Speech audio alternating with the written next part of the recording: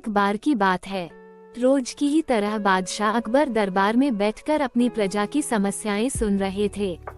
सभी लोग अपनी अपनी समस्याएं लेकर बादशाह के सामने हाजिर हो रहे थे और तभी राघव व केशव नाम के दो पड़ोसी अपनी समस्या लेकर दरबार में आए। इन दोनों की समस्या की जड़ था इन दोनों के घर के बीच मौजूद फलों से लबालब भरा आम का पेड़। मामला आम के पेड़ के मालिकाना हक को लेकर था। राघव कह रहा था कि पेड़ उसका है और केशव झूठ बोल रहा है। वहीं केशव का कहना था कि वह पेड़ का असली मालिक है और राघव झूठा है।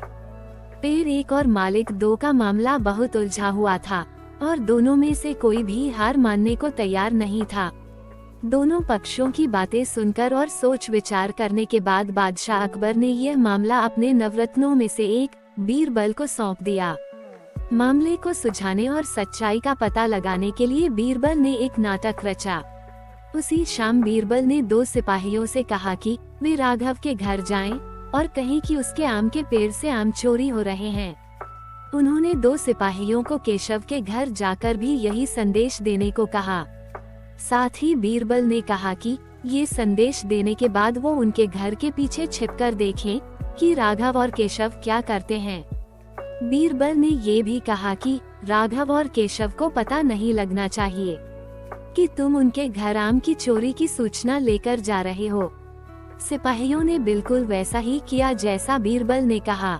दो सिपाही केशव के घर गए और दो राघव के घर। जब वो वहां पहुंचे तो उन्हें पता चला कि राघव और केशव दोनों ही घर में नहीं थे, तो सिपाहियों ने उनकी पत्नियों को ये संदेश दे दिया। जब केशव घर पहुंचा तो उसकी पत्नी ने उसे आम की चोरी की सूचना दी। ये सुनकर केशव ने कहा, अरे भाग्यवान, खाना तो खिला दो। आम के चक्कर में अब क्या भूखा बैठा रहूं? और कौन सा वह पेड़ मेरा अपना है? चोरी हो रही है तो होने दो, सुबह देखेंगे। ये कहकर वह आराम से बैठकर खाना खाने लगा। वहीं जब राघव घर आया और उसकी पत्नी ने यह बात उसे बताई तो वह उल्टे पैर पेड़ की तरफ दौड़ पड़ा।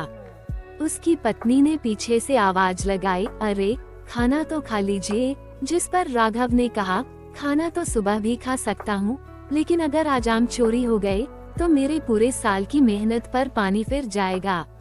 सिपाहियों ने दोनों के घर के बाहर छिपकर यह सारा नजारा देखा और वापस दरबार जाकर बीरबल को बताया।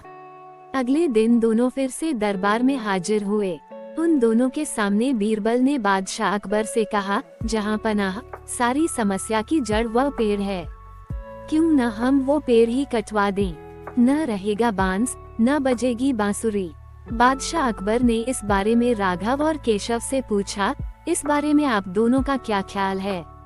इस पर केशव ने कहा, हुजूर आपकी हुकूमत है, आप जैसा कहेंगे मैं उसे चुपचाप स्वीकार कर लूंगा। वहीं राघव ने कहा, मालिक, मैंने 7 वर्ष तक उस पेड़ को सींचा है। आप चाहें तो उसे केशव को दे दीजिए, लेकिन कृपा करके उसे कटवाएं नहीं। मैं आपके आगे हाथ जोड़ता हूँ। उन दोनों की बात सुनकर बादशाह अकबर ने बीरबल की तरह देखा और कहा, अब आपका क्या कहना है बीरबल?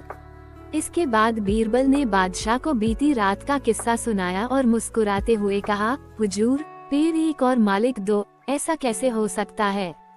कल रात हुई घटना और आज हुई इस बात के बाद ये साबित हो चुका है कि राघव ही पेड़ का असली मालिक है और केशव झूठ बोल रहा है। ये सुनकर बादशाह ने बीरबल को शाबाशी दी। उन्होंने अपने हक के खातिर लड़ने के लिए राघव को बधाई दी और चोरी करने व झूठ बोलने के लिए केशव को जेल में बंद करने का आदेश दिया। एक पेड़ और दो मालिक कहानी से हमें ये सीख मिलती है कि परिश्रम किए बिना छल से किसी और की चीज चुराने का अंजाम बुरा होता है।